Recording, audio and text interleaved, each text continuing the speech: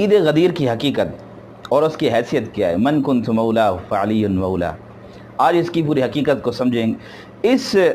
Video کو آپ ضرور لازمی سنیں اور شیئر بھی کریں دوستوں کے ساتھ، تاکہ اس کی حقیقت ساری ہمارے سامنے واضح ہو جائے۔ اور ایسا بالکل بھی نہیں ہے کہ عید غدیر صرف شیعہ کتب میں موجود ہے، اور یہ عید ہے کہ بھی نہیں ہے، اس کی شرعی حیثیت کیا ہے، اس کے بارے میں آج سارا ذکر کریں گے۔ اہل سنت کی بڑے بڑے کتابوں میں یہ روایتیں موجود ہیں، غدیر والی روایتیں موجود ہیں، ترمذی میں ہے، نسائی میں ہے، ابن ماجہ میں ہے، مستدرک حاکم میں، مسند احمد بن حنبل میں ہے، بڑی بڑی روایتیں موجود ہیں، اور اس کے محدثین نے تمام روایتوں کے اسناد کو صحیح قرار دیا ہے۔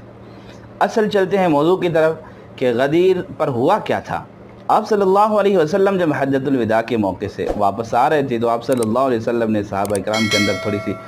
یعنی حضرت علی کے بارے میں تھوڑا سا محسوس کیا کہ ان کے دل کے اندر شاید ان کی عزت و اکرام وہ نہیں ہے جس طرح ہونی چاہیے تھی، یا جس طرح